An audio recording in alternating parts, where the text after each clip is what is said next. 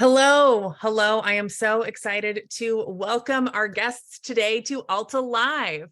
It always takes a minute for our Zoom room to trickle in, so allow me to welcome you for today's discussion on biker bars. My name is Beth Spotswood, and I am oddly excited for today's topic. It was inspired by an article in our current desert issue. Alta contributor Louise Farr wrote The Joy of the Great Desert Biker Bar, in which she highlighted biker bars across Southern California and touched upon what makes these roadside watering holes so cool, particularly the history, the community, the badassery, if you will, of biker bars on small towns and dusty roads throughout California. We're joined by three guests today: Jeff Vance and Farial Sadegian, co-owners of the Cuyama Buckhorn in New Cuyama, California.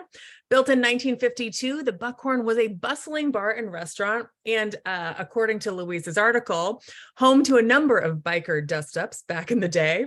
Today, the Cuyama Buckhorn has transformed into a sophisticated boutique resort, boasting historic mid-century meets Western vibes and very chic, Instagrammable modern amenities. It is nestled in the picturesque hidden valley of enchantment. And I really encourage you to check out their social media because it's really fun and dreamy and makes you want to go there.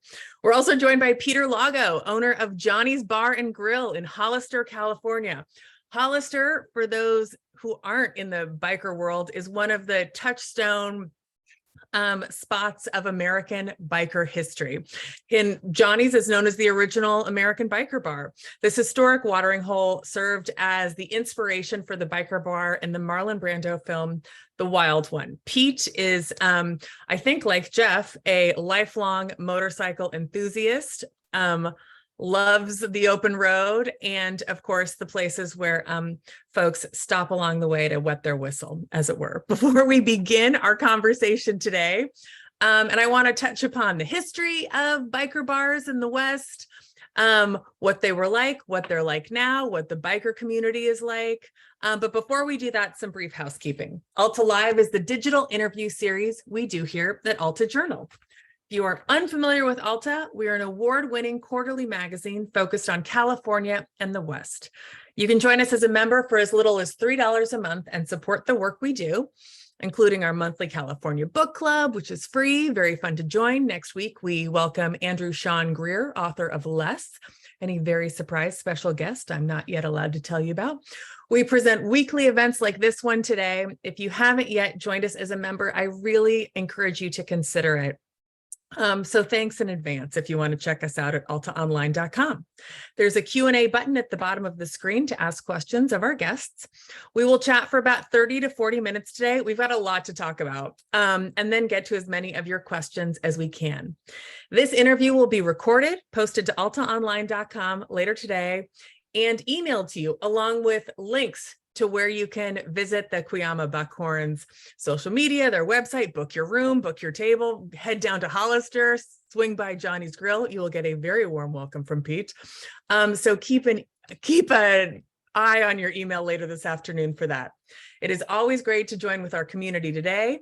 Please let us know. I see Anaheim, Michigan, Sacramento. Please let us know where you're zooming in from. I am way up in Marin County, Novato, California. Jeff and Farial, where are you today? We're in LA today. Welcome from LA. And Pete's got a lot of background noise, so he's going to turn his volume off and on. But Pete, I assume you are clearly in Hollister, California at Johnny's Bar and Grill. Yes, right I on. am. Okay, hey, greetings from San Francisco, Austin, Texas, Mission in San Francisco, Cambria. Hi, everyone, welcome. West Covina, fabulous. I'm actually, as we kind of chat, I feel like biker bars are something visual. So if you all bear with me, I'm going to share my screen and show some videos as we chit chat, if that's cool. But Jeff, I wanted to kind of start a little bit with you and hope that you can kind of talk us through give us the cliff notes of California's biker bar history. Johnny's is the bar that started it all. Can you give a little backstory onto why that is, please. And unmute when you do so. That question was directed towards me. Yes. Okay. This bar actually was called the New Deal back in 1947, when a lot of returning veterans on Harley motorcycles came into the town and were disallowed from participating in an event that had been going on since the early 1930s called the Gypsy Tour. Those motorcyclists that were vets congregated around the bar and were basically here for a few days until the time at which the National Guard was called in and the local militia and everything, because there was dancing in the streets and they were all told to move on and get on and everything. That prompted the San Francisco Chronicle to come down and take a very famous picture, which I don't know if I have right here. I This don't know one? if I can. Yeah, there you go. Yeah. So that picture was actually staged by a San Francisco Chronicle photographer. The guy's name is Eddie Davenport, and the dude in the background is Gus. He's the local projectionist at the Granada Theater. That picture was staged, and it made Life magazine. It circled around the United States and even partially around the globe. And it was really the beginning of where bikers kind of got a bad name. In about 1960, the American Motorcycle Association, because of films like The Devil's Angels and Killers on Wheels and, you know, The Wild One and Devil Rider and Easy Rider, there's so much villainization had come out about people on motorcycles that the American Motorcycle Association issued a statement that 99% of people you meet on motorcycles are really nice people. It's just that 1% that gives us a bad name, which is kind of where the 1% motorcycle community came from. And the Booze Fighters, which were one of the very first motorcycle clubs, were founded right here inside these doors. In fact, the founder, Wino Willie Faulkner, has a monument in the back, and at the front door we have a little This shrine. Wino Willie here in the cap with the pins. Yes, that would be him in the bottom left-hand corner, and I have a whole wall dedicated to him. At some point, if you want, I can literally walk you around the bar, because the bar exists a little bit as a museum of these facts. And so there's a wall dedicated to him, pictures of him, and actually has his ashes are there. And then I have a whole other history wall that's over here that has kind of a timeline of everything. And so the idea for me is just to be a custodian of this piece of history, welcome people as they come into town, and try to let people know what our American history of freedom really is. A lot of it is our freedom to gather, our freedom to ride motorcycles, and a lot of that has sort of been hemmed in by this event that happened here at this bar. So I feel a sense of responsibility to try and pass that history down, and also let people know that, you know, a lot of us motorcycle enthusiasts are not the dirtbags we've been projected out to be, and this is the best place to start doing that, in my opinion. Johnny's. Well, yeah, I mean, if they're coming in for the history, they really kind of need to know that we were framed from the get-go. Aside from that, it's just a nice place to come and have a beer and have a shot. And I'm basically the janitor here. You know, I fix the pipes and keep things going, and I let my bartenders do the hosting. If anybody wants the history, that's kind of what I'm here for. I mean, I think that history, to a certain sense, the event when the National Guard was called in that you referenced, and those movies that then kind of promoted that stereotype, are one of the reasons that we're drawn, I think, to these slightly out of the way, perhaps in Hollister, not so much, but certainly in Cuyama, these out of the way spots where it's kind of like a stop along a dusty road, a little bit mysterious, maybe a little bit dangerous, a little bit outside of our comfort zone.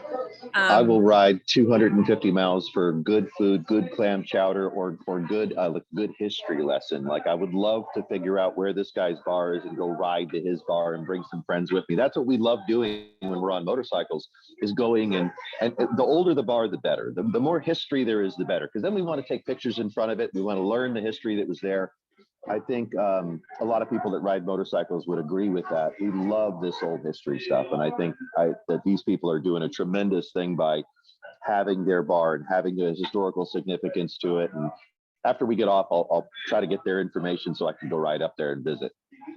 Oh my God, we should do like an Alta reunion. We'll do a live Alta reunion at a biker bars across the West. So Jeff, you are a fellow rider. I guess cyclist isn't the right word. That's a little Lance Armstrong for this crowd. You ride bikes. Yeah. Always been on bikes, different classifications, if you will, of what's going on there. Started off in my dad's code on a jockey shift chopper that if you saw that today, you'd report him to the authorities and get his son taken away from him. But that's the way I grew up, and it sort of grew into anything on two wheels. I love being out there, and have been back and forth to the Buckhorn myself for 20, 30 years ago. And it's more of a hotel, restaurant, and everything else, but it always had the element of a biker bar. And it was a place that I would go to, not knowing the position I'd be in today. And what position is that exactly? When did you take over and kind of redesign, reconceptualize the Buckhorn? It was about 4.5 years ago, and certainly don't want to call it redesigning, because we just tried to bring it back to very much what it was 70 plus years ago. Keep that look, keep that iconic. I mean, yeah, that there, the board, the signboard up there, the marquee, they had that covered when we first acquired the property. They had it covered with a different material, and we brought it back to the original paint, original color, original look that it was, which was famously done by the same architect as the Flamingo Hotel in Vegas, and you can kind of see a little bit of that. But that shot right there, everybody comes out and gets their image. You know, if they're on two wheels or four wheels, they're taking that image in the background and loving the destination. And you know, like Pete just mentioned, that it's a place you want to go and check it out. And guys do come, as I do. I do the same thing for a great meal, for a drink. I'll jump on a bike or go for a drive and go hundreds of miles. And it's this is one of those places. And kind of the lonelier the spot, the better. We're, as we say, conveniently located in the middle of nowhere. This genuinely looks like, and perhaps it's just the view, the middle of nowhere. I mean, you must not get a lot of foot traffic. This is the traditional desert pit stop in a sense, because there is really not much. There's not a Safeway across the street. This is pretty much it. I actually did see one guy backpacking through, so we do get one. We've counted one for foot traffic, but no, this is for considering where we are, Southern Central California. We're kind of the border of Central and Southern California, and being 2 hours away from LA or Hollywood. You can go from downtown Hollywood in 2 hours. It's got to be about the loneliest, most isolated spot that close to a huge city. So when you're jumping on a bike and you're going for a ride and somebody that's going to make a day trip out of it, it's a good destination that way, and that's why we get a lot of bikes that come through. And you still get a lot of bikes that come through. Oh yeah, and it's everything. We had a group of Vespas come through. It was not as hardcore. Did they? I imagine they did not get in a bar fight.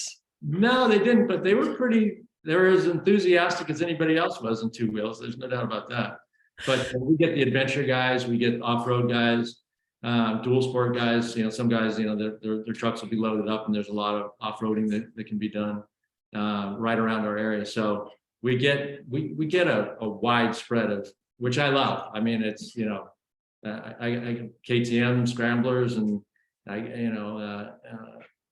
this is biker lingo that you're using now. Yeah, I'm saying it covers a lot of territory. All kinds of bikes, all kinds of folks. You've definitely maintained. I mean, it does have a sophisticated. I would be more surprised, I guess, to see a line of bikers at the bar here. Really old school bikers. Although here they are walking in. But is this, you're a designer. Can you just kind of tell me about how you took what was once, and in fact, on your website, you refer to the Buckhorn's heyday as the 60s and 70s, and that's what you're trying to celebrate and return to now. Can you talk a little bit about why that's important and how you did that? Well, yeah, it's important because we're an oil town. New Cuyama is an oil town. Down the road is Cuyama, old Cuyama, and we're New Cuyama. And that's when Richfield Oil came in and built the town for the oil that was found right up the road from here. So it's a classic Americana building and neighborhood and support commercial spaces that we have. And it was perfectly done. It just had the budget of a big oil company that came in and they built things well. And it was, 50s, 60s, and 70s. It was pretty strong. And then it sort of changed as the economy changed and the oil business changed, and they weren't supporting it as much, and they kind of left everybody on their own. And it's gone through all kinds of transitions. It's a farming community now as much as it is oil. So we support the ranchers and the farmers, and I wouldn't call it a biker bar as much as I call it a cowboy biker bar now. And it's where they come together. You guys walking in with helmets, and you got some guys walking in cowboy hats. Pete, I want to dive back to you. Your biker bar is a much more, this is the wild one. This is the Marlon Brando movie. When I think of bikers and like the traditional, not to really date myself or look like a nerd, but the Fonz, if you will, from Happy Days, that's like what I think of as a biker, a very tame, loving biker. Can you tell us about the biker community? I realize that there is that 1% of bikers that have a reputation for a number of criminal activities that can be terrifying and are featured in, Sons of Anarchy and movies like this. But can you tell us what it's genuinely like to be part of? You go to Sturgis, you're a part of the biker community. What's it like? What would it be like going to a bar like yours as a non-biker? There's it's not quite the same thing to say that, like, if someone's a fan of baseball and you're going to meet baseball fans at a baseball place, those people are all kind of wearing the same thing. It's really gotten broad in the last probably 10 years. The guys on motorcycles, as your other guest had mentioned, we get guys on enduros and guys that are going their cross country trips and everything. We do here tend to be more on the traditional side of guys on Harleys wearing leather. Those kinds of stereotypical bikers that you see do really kind of exist in their own niche here around California. We do have in this area, in the Bay Area, almost 1 million registered motorcycles within a day's ride of this bar. So we do have a lot of great hills around here and a lot of great places to go and things to see. So the motorcycle community around here, it really does kind of exist of a lot of the traditional kind of motorcycles, the Harley Davidson and the guy with the leather on the Harley and everything like that. Going from here through Nevada on my way to Sturgis, there's an interesting thing that happens, and I believe that this is true of anybody on a motorcycle. If you're on two wheels and you can go faster than 45 miles an hour, you're taking your life into your own hands. And I think anybody who rides long enough realizes that. So there's a little bit of camaraderie that comes with that. When you pass a motorcycle, whether it's a guy on a Harley or a guy on a sport bike, there's this thing we do where we stick 2 fingers out and down, which is keep both your wheels on the road. And it's kind of a way of acknowledging, you're on an adventure, I'm on an adventure. We're both, in a slightly risky situation, but we're doing it to feel alive. And I think that camaraderie that everybody has when they're on a motorcycle, be they male, female, sport bike, enduro, Harley, everybody feels it because we're all living when we're doing this. Probably one of the greatest quotes came from the Anthony Hopkins movie where he was the world's fastest Indian. And it's actually Burt Monroe who actually said these words. Somebody said, "Aren't you afraid you'll die?" And he goes, "No, actually, flat out on a motorcycle like this, I live more in 5 minutes than some people do their entire lives." And I believe that to be true. And I think that's the camaraderie that we share amongst motorcyclists. We're not all, the thrill seekers and everything. I'll bring you over here partially to the wall. Give me just a second. If I can flip the camera around. So a lot of it came into people not really understanding and just assuming there was all this wild nature, killers on wheels, and everybody was just out to, and I'll be honest with you, I'm sure a certain amount of that does happen. Hang on, let me I'm trying to get the camera to turn itself back around. There we go. I'm sure a certain amount of that happens when you go to Sturgis and other places like that. For me personally, being here, being a motorcyclist, owning the bar is really all about that feeling of synergy that you get when you're on two wheels and you're sort of leaning through a corner. It really is the closest thing a guy can get to a spiritual experience, doing yoga or whatever you might imagine it to be. That is shared. And a lot of these people, this gentleman right here, used to be a cop here in this town, and he actually did a burnout right here. That's a picture of him doing the burnout in this bar.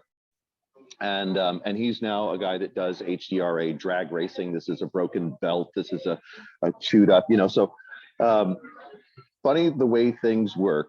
And the people that you meet come from all walks of life. Going out to Sturgis, I met a software developer on an old Indian. I've met another guy who was a doctor. But I think we're all kind of in the same line of, we really want to have this life experience of being able to feel a synergistic experience where you feel the lay of the land, you feel the roads, and having flown in airplanes and having flown airplanes myself, I can tell you it's better being on a motorcycle than it is in an airplane. I like it better anyway.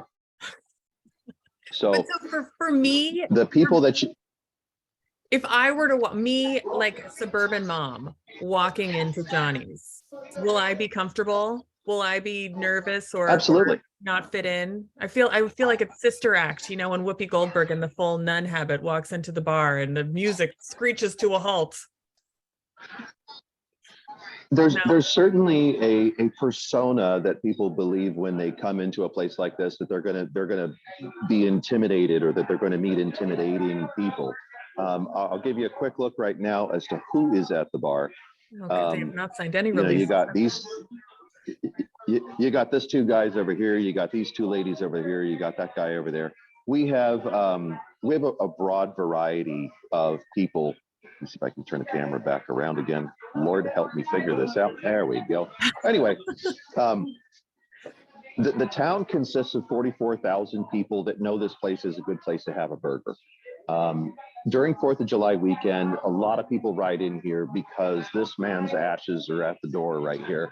This is Wino Willie Faulkner, and these are his ashes. Oh, there he is. These are all pictures of him, and this whole wall is pretty much dedicated to the founder of the Booze Fighters Motorcycle Club.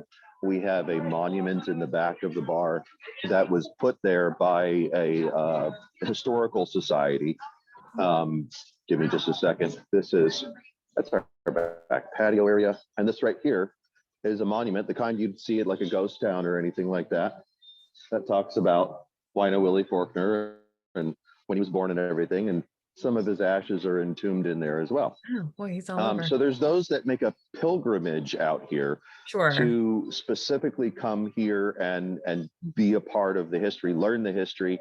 And just like he said, you know, I'll ride any distance for a good clam chowder or a good meal or just some history and everything like that. And that's what we love to do. Give me an excuse to ride.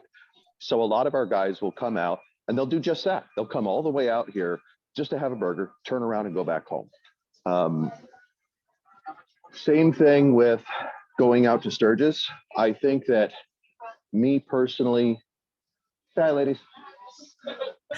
So plenty of people feel comfortable when they come here. And yeah. I think a lot of it is really about the road is the destination. I don't get too destination focused. I love going out to places, but I think a lot of us, and I think anybody would agree, that being on the motorcycle and having the experience just to go somewhere really is the destination. When you get there, you meet a lot of cool people that are doing the same thing. They're all adventurers in some way, shape, or form, whether they're on a Harley or whether they're on a Honda. It really doesn't matter to us. I think that mentality is changing a little bit. Historically, there used to be a little bit more of an American sentiment about it has to be an American motorcycle, because take into consideration that Kawasaki actually used to make Zeros. A lot of military hardware for the Japanese side came from their manufacturing base. So we had, right after World War II, a strong sentiment that if you were on a motorcycle, it needed to be an Allied or it needed to be an American. And that's one of the things, if you look into the the 1% groups. For a while there, they had a rule that you couldn't ride anything that wasn't made in America, specifically because during World War II, those Kawasaki's were guns. Those Kawasaki's were they were Zeros. These were airplanes being flown by the enemy that were taking American lives. So since then, I think a lot of that sentiment has changed because we're all in one small world. And now at this point, whether you ride a BMW or anything, I don't think anybody necessarily cares. There's certainly people who still do. I'm not one of them. If you're on two wheels and you can go faster than 45, you're on the same adventure I'm at. So yeah, we get people that come in here, and just to give you an idea of what this bar is, this gentleman right here, this is John O'Brien, and he was the city attorney for Hollister, and he used to come in this bar all the time. The mayor used to come here all the time. This bar had, yeah, it's like a touchstone of the Hollister community. I get it. All right, I'm coming in. Well, and in the chat, we're all now planning trips to the Cuyama Buckhorn and Johnny's. I think that there's road trips in the work, but it's interesting actually. Oh, there's your, where are you taking us? Yeah, one last little thing just right here. These are all the businesses written on the back of apricot boxes. We had a large apricot farming industry out here. So all these businesses that existed, well before I bought the place, they all used to put their names on these apricot boxes and come in here. So this was your farmer guy would come in here, your cowboy would come in here. There's a lot of different people from a lot of different walks of life that come into what you would consider a biker bar, even if, this one has the notorious history of being the birthplace of the 1% movement. We see a lot of people through the door, and everyone is welcome. Love that. Pete, you had mentioned, and I think that this is a question for Farial, that when we spoke earlier, Pete and I, you talked about kind of sustainable local food, serving the great burger, but with meat from the Harris Ranch. California has such a bustling and extraordinary agricultural community, farm to table movement, relationship with the farmers. I know that that's a super important part of the mission of the Cuyama Buckhorn. And Farial, that's kind of your world, if I'm not mistaken, on the property. Can you talk about the food and how it relates to the community and the history of the land? You're not asking me biker questions? I mean, if you want to talk about, biker fights, I'm down. I'm good. I love all I'm learning about it. Yes, food has become a big part of life and kind of daily learning more about it and why does it matter and how can we deliver it to our guests, and more than that, to the community and change it all. So we do work with every small farmer and rancher in the area. Like you guys get your beef from Harris, and we get it from 3H Cattle, which is the Wagyu beef, just a couple of houses from us. Our eggs come from this ranch, which is just it's just amazing, and just getting to know every single person and for them to be part of it. The events that we try to put is, I know a lot of places have the farm to table event, but we always try to include our farmers actually at the event. And I think that makes so much difference for the people when they actually can get to talk to them and sit and enjoy the same thing. We try to work with Food Action Network of Santa Barbara, and we just formed Cuyama Food Action Network. Being in the middle of farmland, we're still a food desert. And that's what we're trying to kind of see how we can, with the help of community and everybody else, to change. But that's little by little, and we're hoping. Just I was talking to Chef, and we just received some organic seeds, and gonna try to start a little bit of our own seedlings if we can. You are genuinely located in the desert. I mean, a food desert aside, you're in the literal desert. And in fact, I read one thing online about you, that it is at least an hour to Bakersfield and an hour to Santa Maria. It's a trek to get to you. Are you finding now that this is a specific destination, do you get people just passing through on their way to Vegas? What is your typical clientele, because now you're not just a restaurant and saloon. That I know that Buckhorn used to have a big saloon sign on the outside, but a resort. I kind of love, there's a fabulous pool that you've kind of brought back to life from the 50s and 60s. Are you finding people using it as a getaway or a pit stop as it was kind of more traditionally used in its heyday, as it were, which is now of course coming back?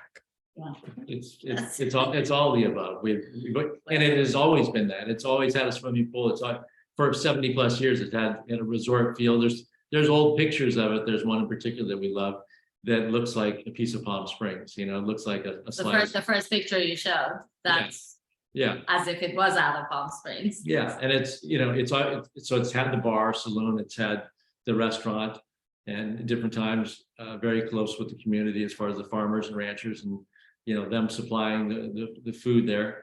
It wasn't when we got there, we had to generate all those new relationships, bring them back, or generate some new ones with new farmers in the area. And that's hard to do because a lot of those guys are, you know, they're expecting big trucks to come in and ship it out, and you know, it doesn't go locally. Sometimes I think that, you know, we'd go to them when we started making the relationships, go to them and try to see what we could get from them. I think sometimes they just hand us a crate of vegetables just to get us to go away. Now we have good relationships, and as Farrell was saying, it's nice when you're having a meal and the farmer that made, you know, grew the crop that you're eating is sitting next to you, and you can have a very different conversation. Was it difficult to, when you bought the Buckhorn, as I know it was, Pete, with your experience with Johnny's, to kind of become welcomed, particularly in Cuyama, that's a very small community. You're coming from LA, you're designers, you're kind of sophisticated, fancy, you know, people with this idea for a sophisticated resort. How were you welcomed by the community? Well, I had some connection to the community because for a number of years, 20 years ago, I lived probably 10 miles up in the mountains. There's a small town, so I lived by there. I used to, you know, ride in. That was probably the time that I was riding in more than I ever have, off-roading or on the highway, 4-wheels, 2-wheels, whatever. And then I had a childhood friend that had a ranch down the road in Cuyama. So there was something since my, you know, little 11, 12-year-old little league days, because that's how I met this old friend, still a friend today. I was always back and forth to Cuyama. It wasn't a weekly visit, but there was something that was always kind of bringing me back and forth there. So we did have to make, you know, new relationships and friends and that sort of thing. But I always kind of knew a few people there, which really helped. But also, I think what we probably did right or wrong, we can look at it both ways. We never closed the place. That was the first thing that community wanted. And that was the only complaint, that Buckhorn most of the time is closed. So that was a promise we made to ourselves and to the community. We're going to go through this without closing. And it took us a while to know everything and learn everything. It was also a new business for us. So there was just a lot of a learning curve for us, but little by little, but I do feel that time did allow us to know the community, and it allowed the community to know us. And that we weren't just there to do a quick thing and leave. We are more right now part of Cuyama community than I would say LA community anymore. And we love it. It's beautiful. Pete, I know that when you took over Johnny's in 2018, you had to kind of become part of that Hollister community, especially purchasing such a historic place. How has it been kind of nurturing those relationships over the past few years? And especially, I imagine, with the people for whom Johnny's is a touchstone, a really important part of their own history, be it their biker history or Hollister, Central Valley history, whatever. Touchy is an understatement. Coming in and taking care of something as an outsider that everyone has such strong opinions about. As I mentioned, all those apricot boxes that are up on the wall back here behind me all belong to family-owned businesses. Somebody's father put that on the wall. So you can imagine that if I was to come in and just start cleaning something, you just get all this, well, what are you doing with that? As well as just being that this is that birthplace of the outlaw biker kind of thing. Everybody wants to know who you are. Everyone makes assumptions as to who you are. Similar to the other gentleman on the panel, I had a history that goes back to the early 2000s with being flown in and helping them out with the rallies and providing security and then leaving. So while I did have some connection to the community, unfortunately, my connection was I was the guy throwing people out. So my introduction to a lot of the people here was, you're the guy that threw me out. And also when I came in here, there was, it's a little Wild West here at times. There's a little bit of you change ownerships, and all the people that the other owner had kicked out all of a sudden realize that the new owner doesn't know who they are, so they can come back in and they can screw up too. So my introduction to a lot of those people was also throwing them out. So I wouldn't say that my presence was necessarily well received at first. It's taken a while for small towns, small cliquey type communities and everything like that to realize, oh, okay, he's just, he's taking care of business. He's not really just, an asshole or anything like that. Pardon the French. All right. There had been certainly issues to deal with in the nature of this business and the clientele that it attracts. Being that we're more of the outlaw biker type environment here, but also trying to cater to the John O'Briens and the other people that come in, leaves you kind of treading this, we don't want to lose the cool factor. And part of the cool factor is the outlaw factor. But at the same time, we are a legitimate business and we need to make everyone feel comfortable. So it took a little while for everyone to kind of get their heads wrapped around. This isn't just going to be a sketchy dive bar. This is going to be a good place where you can go and you can get good food. As they mentioned, one of the things that I do, I get my beef from Harris Ranch. I get my buns made over at Heavenly Bakery across the street. We get Watsonville produce to bring in our stuff. And we try to farm to table as much as we can. We do have a farmer's market that's getting ready to kick up here within the next month. And I'll go do these Facebook Lives where I'll walk out to the farmer's market. I'll go buy vegetables from the farmer's market and I'll say, this is what we're making tonight. And just so you guys know, come down to the farmer's market, come buy some stuff. But this is exactly what we're using here in this establishment, the stuff we bought here. I try to do that being a guy that was from an island. I lived in Maui for a while.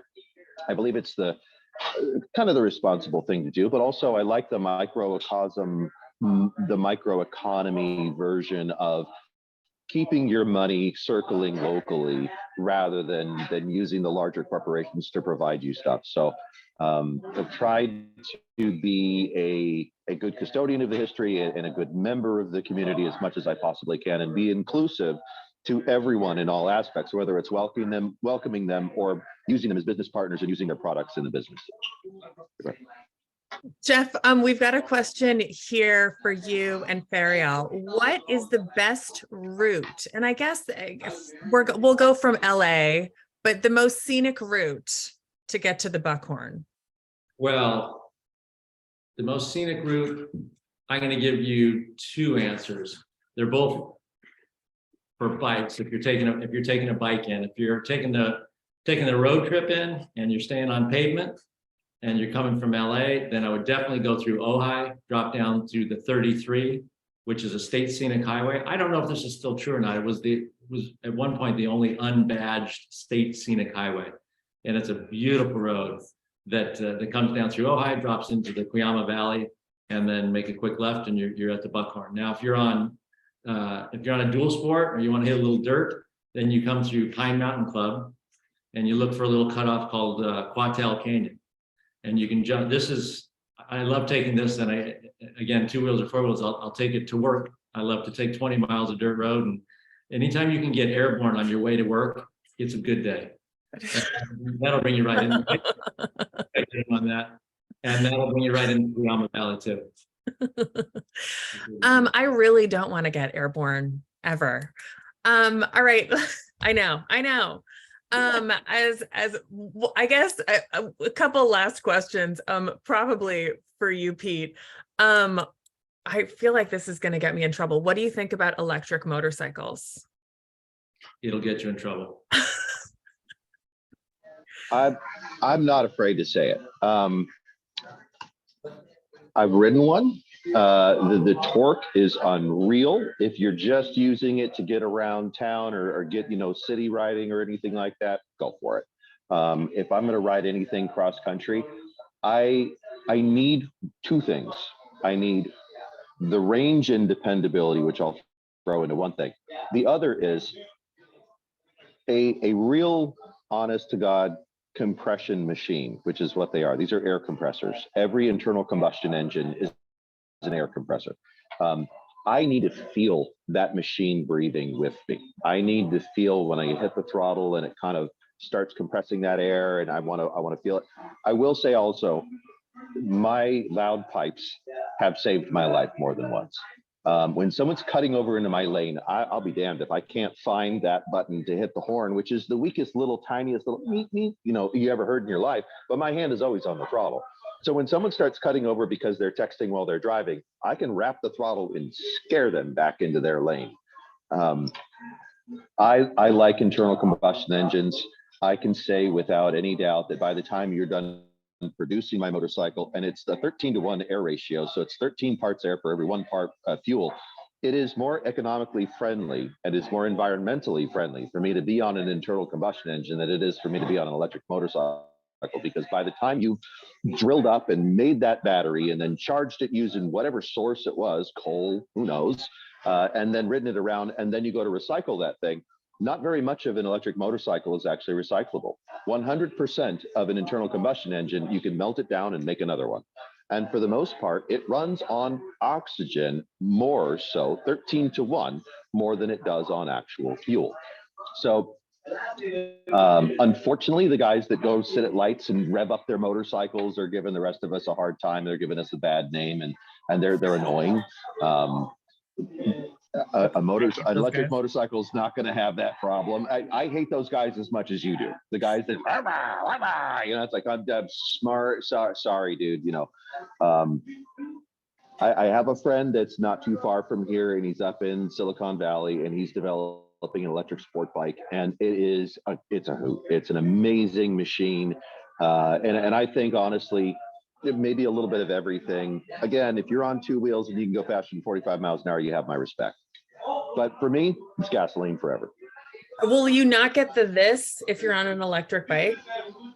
I won't even notice if you're on an electric bike as opposed to if you're. I really would want I can't hear your bike over mine.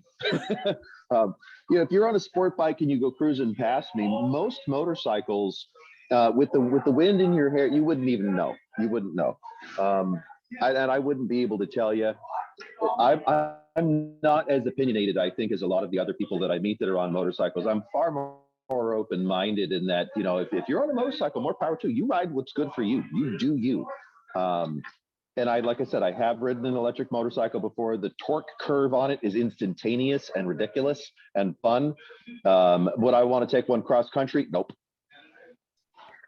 All right. I could talk about biker bars, biker lore, biker history, eating at a biker bar. I really want some of that. I saw there's a smoker outside of the Cuyama Buckhorn that I would like to try very badly. So I will, run it up the flagpole. Can we get a big road trip going? We'll start at Johnny's. We'll end up at the Cuyama Buckhorn, and we'll get more people. We could get Ken Lane, the Desert Oracle founder, to come read us campfire stories and entertain us. So I'll work on making this happen. But I think that our audience is on board. And thank you, all three of you, so much for taking the time. We will send everyone links to the Cuyama Buckhorn in New Cuyama, California, as well as Johnny's in Hollister. Please go support their wonderful business. Take a road trip there. Have a great time. Jeff Vance, Burial, thank you so much for joining us. Pete Lago, thank you so much for all of this history. Folks, join us next week. Alta Live will welcome artist and activist Mike Henderson, the brilliant artist. He's got a show right now at the Shrem Museum at UC Davis, and he will be joining us to talk about his incredible art career based right out of here in California. So again, thank you all so much, and best wishes. Take care, everyone. Safe riding.